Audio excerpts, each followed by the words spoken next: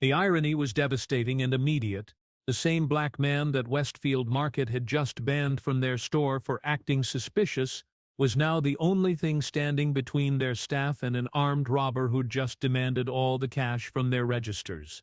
Marcus Johnson had endured 30 minutes of racial profiling, being shadowed by security guards who assumed he couldn't afford the premium groceries he was trying to purchase, and finally being asked to leave by a manager who was convinced that a well-dressed black customer must be up to something criminal. But when a desperate gunman kicked in the store's front door and started terrorizing the same employees who'd humiliated Marcus, they were about to learn that the man they'd judged by his skin color was actually a decorated former police officer whose protective instincts didn't distinguish between those who'd treated him with respect and those who'd treated him like garbage. Sometimes the person you dismiss as a threat turns out to be your salvation. The automatic doors of Westfield Market slid open with their familiar swoosh as Marcus Johnson stepped inside, immediately hit by the cool air conditioning and the soft jazz playing through the store's sound system. At 42, Marcus cut an impressive figure in his charcoal gray suit and polished dress shoes, a successful businessman who'd just come from a client meeting and needed to grab groceries for the dinner party he was hosting that evening. Westfield Market wasn't just any grocery store. Located in one of the most affluent neighborhoods in Denver, it catered to customers with expensive tastes and deeper pockets. The aisles were wider than typical supermarkets.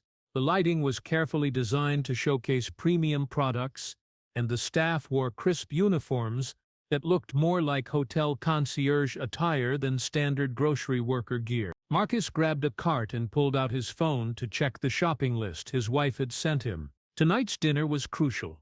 He was entertaining potential investors for his security consulting firm, and everything had to be perfect. He needed organic vegetables, premium steaks, imported wine, and a selection of artisanal cheeses that would impress his guests and hopefully secure the funding he needed to expand his business. As he made his way toward the produce section, Marcus noticed something that made his stomach tighten with familiar dread. A security guard in a black uniform had positioned himself near the entrance and was watching Marcus with the kind of focused attention that had nothing to do with general store security and everything to do with racial profiling. Marcus had experienced this countless times before, but it never got easier. Despite his success as a business owner, despite his 15 years as a decorated police officer, despite the fact that he was wearing a suit that cost more than many people's monthly salary, he was still seen as a potential threat the moment he walked into an upscale establishment. He decided to ignore the security guard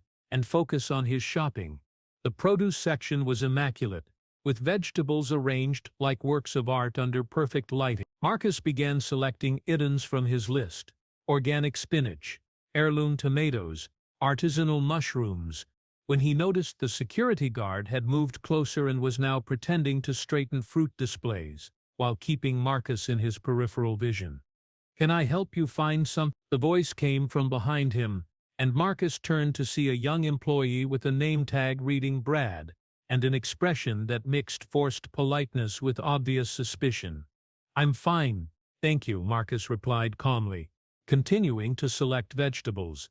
"Just following my shopping list." Brad didn't move away. Instead, he lingered nearby, ostensibly organizing already perfect produce displays, while clearly monitoring Marcus's every move. The message was unmistakable: "We're watching you because we think you're going to steal something." Marcus felt the familiar burn of humiliation and anger, but he forced himself to remain calm. He'd learned long ago that showing any emotion in situations like this would only confirm the prejudices of people who were already convinced he didn't belong. So he continued shopping, maintaining the same polite demeanor he would have shown if he were being treated with basic human respect. But the surveillance intensified as he moved through the store. When he stopped at the meat counter to order premium steaks, the butcher asked to see his credit card before cutting the meat. When he selected an expensive bottle of wine, another employee materialized to ask if he was sure about the price point. At the cheese counter, the specialist questioned whether he understood the differences between the varieties he was requesting. Each interaction was technically polite, but the subtext was clear: "We don't believe you can afford these items, and we're going to make sure you know we're watching you." Marcus's breaking point came when he reached for a bottle of aged balsamic vinegar that cost $45. A hand shot out to stop him. The security guard who'd been following him since he entered the store. "Excuse me, sir," the guard said, his tone carefully neutral but his body language aggressive. "I need to ask you a few questions." Marcus set down the vinegar and turned to face the guard, whose name tag read Steve Morrison. "Questions about what?" "Well, sir, you've been in the store for quite a while and you seem to be handling a lot of expensive merchandise without making any purchases. That's behavior we typically associate with suspicious activity." The words hit Marcus like a physical blow. Suspicious activity. He was shopping for groceries in a suit, following a list, behaving exactly like every other customer in the store. The only difference was the color of his skin. "I'm shopping," Marcus said evenly. "I have a list. I'm selecting items, and I plan to pay for everything when I'm finished. Is there something specific you think I've done wrong?" Morrison's expression hardened. "Sir, I'm going to need you to empty your pockets." The request was so outrageous that Marcus almost laughed. "Empty my pockets? Are you accusing me of shoplifting?" "I'm asking you to cooperate with a routine security check," Morrison replied, but his hand was now resting on the radio clipped to his belt, ready to call for backup. Other customers had begun to notice the confrontation, and Marcus could feel their stares like weights on his shoulders. Some looked curious, others embarrassed, but none intervened. This was the moment when good people chose to look away rather than confront an obvious injustice. "I haven't stolen anything," Marcus said quietly. "I haven't even made a purchase yet. What possible justification do you have for searching me?" Before Morrison could respond, a new voice entered the conversation. "Is there a problem here?" Marcus turned to see a middle-aged white woman approaching with the confident stride of someone accustomed to authority. Her name tag identified her as Patricia Kellerman, store manager, and her expression suggested she'd already decided how this situation was going to be resolved. "Miss Kellerman," Morrison said with obvious relief. "I was just conducting a routine security check on this customer. He's been in the store for over 30 minutes, handling expensive merchandise, and his behavior has been concerning." Kellerman looked Marcus up and down, taking in his expensive suit, his polished shoes, his well-groomed appearance. For a moment, Marcus hoped that his professional appearance might override her prejudices, but then her expression settled into the same suspicious mask he'd been seeing all afternoon. "Sir," she said in the tone of someone addressing a problem rather than a person, "I'm going to have to ask you to leave the store." The words hung in the air like a physical presence. Marcus stared at her, momentarily speechless. "Leave the store? For what?" "For creating a disturbance," Kellerman replied smoothly. "Your behavior has made our staff and customers uncomfortable, and we reserve the right to refuse service to anyone who disrupts our shopping environment." Marcus felt the full weight of the moment. He was being thrown out of a grocery store for the crime of shopping while black. Despite his success, despite his service to the community as a police officer, despite his current role helping businesses improve their security, he was being treated like a criminal because of the color of his skin. "Kellerman," Marcus said, his voice carefully controlled, "I think you're making a serious mistake. I'm a paying customer trying to buy groceries for a dinner party. I haven't done anything wrong, and I certainly haven't created any disturbance." Kellerman's expression didn't change. "Sir, I've made my decision. Security will escort you to the exit." Morrison stepped forward, clearly eager to complete the ejection. "Come on, sir. Let's not make this harder than it needs to be." Marcus looked around the store one more time, seeing the faces of employees and customers who were witnessing his humiliation.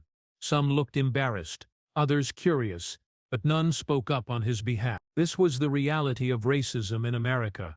Not burning crosses or explicit slurs, but the quiet, systematic exclusion of black people from spaces where they supposedly belonged.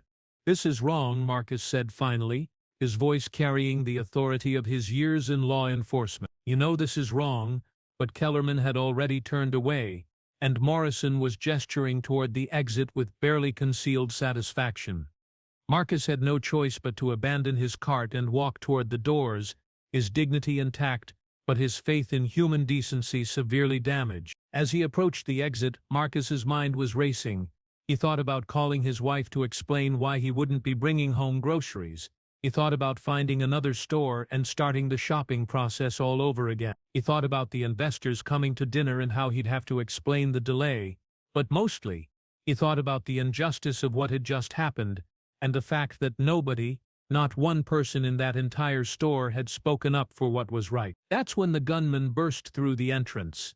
The first shot shattered the front window, sending a spider web of cracks across the safety glass. Customers screamed and dropped to the floor as a man in a black hoodie and ski mask stormed into the store, waving a pistol and shouting demands that were barely coherent through his obvious desperation. "Everyone on the ground, now! This is a robbery." Marcus had been reaching for the door handle when the chaos erupted, and his police training kicked in immediately. Instead of running outside to safety, he dropped behind a display of shopping baskets and began assessing the situation with the cold calculation of someone who'd handled armed confrontations before. The gunman was young, probably early 20s, and his movements were erratic and unprofessional. The weapon was a cheap pistol, held incorrectly, and his voice carried the high pitch of someone running on adrenaline and panic, rather than experience. This wasn't a seasoned criminal. This was someone desperate enough to attempt armed robbery despite having no idea what he was doing. "Open the registers!" The gunman screamed at the cashiers who were cowering behind their stations. "All of them! Now!" Patricia Kellerman, who had been so confident and authoritative just moments before, was now crouched behind the customer service counter, her face pale with terror. Steve Morrison, the security guard who'd been so eager to confront an innocent black man, was nowhere to be seen. He'd apparently retreated to some hidden location the moment real danger appeared. Marcus found himself in the surreal position of being the only person in the store with the training and experience to handle this situation. The same people who just humiliated and ejected him were now in mortal danger, and his protective instincts didn't care about their prejudice or his wounded pride. The gunman was moving toward the registers, his weapon pointed at terrified employees who were fumbling with cash drawers they'd probably never opened under duress before. Marcus knew he had maybe 30 seconds before someone got hurt, either because they moved too slowly or because the gunman's nerves finally snapped completely. Marcus rose from behind the display, his movements smooth and confident. The gunman spun toward him, the pistol wavering as he tried to process this new threat. "Get down! Get down! Or I'll shoot you." "Easy, son," Marcus said, his voice carrying the calm authority he'd developed during hundreds of similar situations as a police officer. "Nobody needs to get hurt here." The gunman's eyes were visible through his ski mask, and Marcus could see the fear and desperation there. This wasn't a hardened criminal. This was someone who'd probably never held a gun before this moment. Someone whose desperation had driven him to attempt something he had no idea how to execute.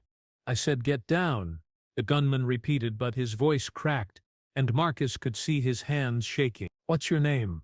Marcus asked, taking a small step closer. The question seemed to confuse the gunman. "What? Why do you want to know my name?" "Because you're not a killer," Marcus said calmly. "You're scared, you're desperate, but you're not a killer, and I want to help you get out of this without anyone getting hurt." Behind the gunman, Marcus could see employees and customers still crouched on the floor, many of them staring at him in amazement. These were the same people who'd watched him be humiliated and dejected just minutes earlier, and now he was risking his life to protect them. "You don't know anything about me?" the gunman shouted, but his weapon was now pointing at the floor rather than at Marcus. "I know you're probably about 20 years old," Marcus said, taking another small step. "I know you've never done anything like this before. I know you're here because you're desperate, not because you're evil. And I know that if you put that gun down right now, we can find a way to solve whatever problem brought you here." The gunman was wavering, clearly torn between his original plan and the unexpected conversation he was having with someone who wasn't treating him like a monster. "How do you know all that?" he asked. "Because I used to be a police officer," Marcus said simply. "I've seen a lot of people in situations like this, and most of them aren't bad people. They're just people who've run out of options." The truth of Marcus's background hit the store like a physical wave. Patricia Kellerman's face went white as she realized that the man she'd just ejected for suspicious behavior was actually a former law enforcement officer. Steve Morrison, who had finally emerged from wherever he'd been hiding, looked sick as he understood that the person he'd profiled and harassed was the only one with the skills to handle this crisis. "You're a cop?" the gunman asked, his voice now barely above a whisper. "Was," Marcus corrected. "Now I help businesses improve their security. Ironically, I was here shopping for groceries when the staff decided I looked suspicious and threw me out." The irony wasn't lost on anyone in the store.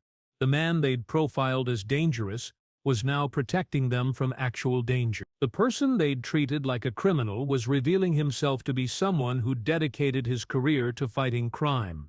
"What's your name?" Marcus asked again, now only about 10 feet from the gunman. "Tyler," came the hesitant response. "Tyler, I need you to listen to me very carefully," Marcus said, his voice taking on the authoritative tone he'd used as a police officer. "You've made some bad choices today, but you haven't hurt anyone yet. That means this situation can still end with you walking out of here alive and with a future." Tyler's gun was now pointed completely at the floor, and Marcus could see tears in his eyes.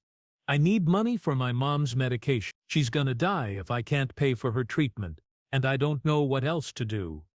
The desperation in Tyler's voice was heartbreaking, and Marcus felt a familiar surge of the protectiveness that had driven him to become a police officer in the first place. This wasn't a hardened criminal. This was a kid trying to save his mother's life and making terrible decisions in the process. "Tyler, robbing this store isn't going to solve your mother's problems," Marcus said gently. "But there are people who can help. Resources available, legal ways to get the assistance she needs." "You don't understand," Tyler said, his voice breaking. "I've tried everything. Insurance won't cover her treatment, and the doctors want $20,000 up front. I don't have that kind of money." Marcus was now close enough to reach the gun if necessary, but he could see that Tyler was ready to surrender. The desperation that had driven him to attempt armed robbery was being overwhelmed by relief that someone was finally listening to his story. "Tyler, I'm going to help you figure this out," Marcus said. "But first, I need you to put that gun down." Tyler looked at the weapon in his hands as if seeing it for the first time.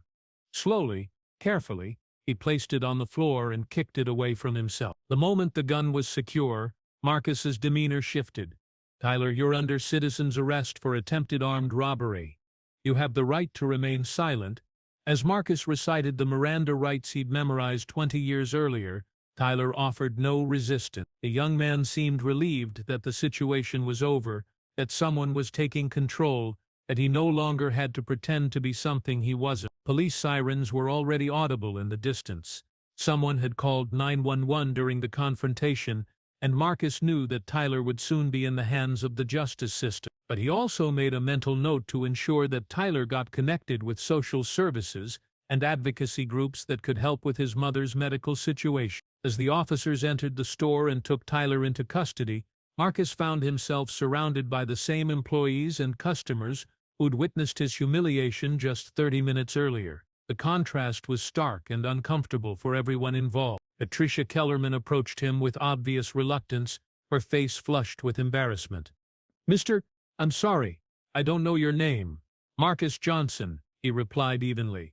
"Mr. Johnson, I want to thank you for what you just did. You probably saved lives today." Marcus looked at her for a long moment before responding. "Miss Kellerman, an hour ago, you threw me out of this store because you thought I looked suspicious. Now you're thanking me for saving it. What exactly has changed?" Kellerman's face reddened further. I made a mistake. I misjudged the situation." "You misjudged me," Marcus corrected. "You saw a black man in a suit and assumed he was a criminal. You profiled me, harassed me, and humiliated me based solely on the color of my skin. The only thing that's changed is that you now know I used to be a police officer." Steve Morrison, who had been standing nearby, finally found the courage to speak. "Mr. Johnson, I owe you an apology. What I did was wrong, and I'm grateful that you were here when we needed help." Marcus turned his attention to the security guard, who demanded he empty his pockets. "Mr. Morrison, your gratitude doesn't erase your prejudice. You followed me around this store like I was a criminal, demanded to search me without cause, and supported my ejection based on nothing but racial bias. The fact that I happen to have the skills to help in an emergency doesn't make your behavior acceptable. The police officers who'd responded to the call approached Marcus for his statement, and their recognition of his name and background added another layer of irony to the situation. Detective Sarah Chen, who'd worked with Marcus during his time on the force, couldn't hide her amazement at the situation. "Marcus, I heard what happened here," she said, shaking her head.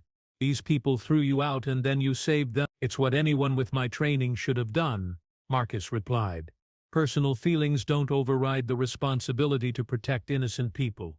Detective Chen looked around the store at the employees and customers processing what had happened. "Well, your actions today probably prevented multiple casualties. That kid was scared enough to do something really stupid." As Marcus gave his statement, several customers approached him with apologies for not speaking up during his mistreatment. Their words carried the weight of people who'd learned something important about themselves. "I should have said something," one elderly woman told him. "I knew what they were doing was wrong, but I didn't want to get involved." Marcus wanted her to understand the broader implication. "Ma'am, what happened to me today happens to black people every day. Most of the time, there's no dramatic rescue to make people reconsider their prejudices. The real lesson isn't that you should treat people well because they might save your life someday. It's that you should treat people well because it's the right thing to do." A week later, Marcus received a call from Patricia Kellerman. The incident had made local news, and the company wanted to discuss implementing anti-discrimination policy. Marcus agreed, not to help their PR crisis, but to create real change. The meeting led to comprehensive training programs addressing unconscious bias. Steve Morrison voluntarily enrolled in additional diversity training and became an advocate for change. Patricia Kellerman implemented policies that made Westfield Market more welcoming for all customers. The incident also helped Tyler, the young robber. Marcus connected him with social services for his mother's medical treatment. Tyler received probation and community service rather than prison time, largely due to Marcus's testimony about his desperation and potential for rehabilitation. The lesson was profound and multi-layered. Assumptions based on race can blind us to reality.